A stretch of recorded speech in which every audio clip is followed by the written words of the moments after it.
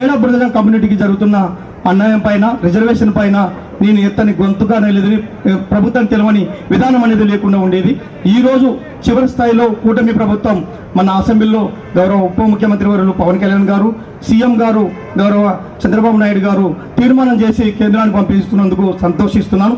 20 సంవత్సరాల నుంచి ఈ యొక్క స్టేజ్ నేను ఎందుకు మాలాంటి సంచార కులాలకు, ప్రశ్నించని గొంతుకలు, సమాజంలో ఎదగని కులాలకు ఈ యొక్క స్టేజ్ పరంగా ప్రభుత్వ అధికారులు, రాజకీయ నాయకులు అందరూ ఉంటారు కాబట్టి మా సమస్య జరుపుకోవడానికి ఒక నాందిగా ఉంటుంది మహనీయుల ఉత్సాహాలు. కాబట్టి నేను ప్రతి ఒక్కసారి చెప్తున్నాను, ఈరోజు సుప్రీంకోర్టులు కూడా చెప్తున్నాయి ఇంకా సమానంగా రిజర్వేషన్ ఇంత టెక్నాలజీ పెరుగుతున్నా కూడా ఇంకా అనుభవించే స్థితికి లేదని చెప్పి ఒక సుప్రీంకోర్టు న్యాయమూర్తులే మన ఏబిసిడి వర్గీకరణ గురించి కూడా చెప్పడం జరిగింది. ఇది సమానత్వంగా అందడం లేదనేది మరి ఇది ఎక్కడ లోపం జరుగుతుందో ఒకసారి ప్రభుత్వ అధికారులు, రాజకీయ నాయకులు ఆలోచించాలని చెప్పి ఈ సందర్భంగా నేను తెలియజేసుకుంటూ, ఆ విధంగా ఇప్పుడు బేడబురద సమస్య మేడం ప్రభుత్వం కూడా అనుకూలంగా ఇచ్చింది. కానీ ఇప్పుడు డిఎస్సి అప్లికేషన్ జరుగుతున్నాయి. మా వాళ్ళు భిక్షాటంతో కనుమరుగైపోయే వాళ్ళు ఈ రోజు చదువులకు కూడా ముగ్గు చూపించకుండా భిక్షాటం అయిపోతున్నారు. దీనికి కారణం ఏంటంటే రిజర్వేషన్ లేకపోవడం వల్ల. కాబట్టి ఇప్పుడు డిఎస్సి ఫలితాలు వెలువడుతున్నాయి మేడం, అది అప్లై చేసుకోవడానికి ఉంది. ఏ క్యాస్ట్ కింద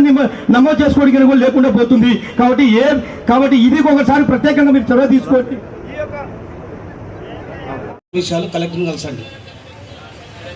ఈరోజు 118వ బాబు జగజ్జీవన్ రావు జయంతి ఉత్సవ సందర్భంగా స్టేజ్ పైన ఉన్నటువంటి గౌరవ జేసీ గారు మేడం గారికి, కమిషనర్ సార్ గారికి, అదేవిధంగా పాణ్యం శాసనసభ్యులు శ్రీమతి గౌరిచరిత రెడ్డి గారికి, అక్క గారికి, అదేవిధంగా కోడుమూరు ఎమ్మెల్యే గారికి, వేదిక మీద ఉన్నటువంటి పెద్దలకు, వేదిక కింద ఉన్నటువంటి అక్కలకు, అన్నలకు మీ యొక్క చిన్నవాణిగా మీ అందరి ఆశీర్వాదాలుగా ఉద్యమ నమస్కారాలు తెలియజేసుకుంటున్నాను.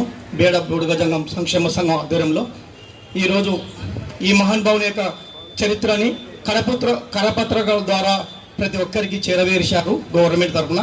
కాబట్టి ఆయన చరిత్ర మొత్తం తెలిసి ఉంటుంది. అదేవిధంగా ఈ యొక్క సందర్భంగా నేను ప్రభుత్వానికి మంత్రివర్యులు పెద్దలు గౌరవ శ్రీ మునిటి మారప్ప గారిని వేదిక రావాల్సిందిగా సగౌరవంగా వారిని ఆత్మీయ స్వాగతం పలుకుతున్నాం. ఈ సందర్భంగా నేను మేడం గత 20 సంవత్సరాల నుంచి ఇదే ఉమ్మడి కర్నూలు జిల్లా నందు బేడ బురద కమ్యూనిటీకి జరుగుతున్న అన్యాయం పైన, రిజర్వేషన్ పైన నేను ఎత్తని గొంతుగా నిలదని ప్రభుత్వం తెలవని విధానం అనేది లేకుండా ఉండేది. ఈరోజు చివరి స్థాయిలో కూటమి ప్రభుత్వం మన అసెంబ్లీలో గౌరవ ఉప ముఖ్యమంత్రి వర్యులు పవన్ కళ్యాణ్ గారు, సీఎం గారు గౌరవ చంద్రబాబు నాయుడు గారు తీర్మానం చేసి కేంద్రానికి పంపిస్తున్నందుకు సంతోషిస్తున్నాను.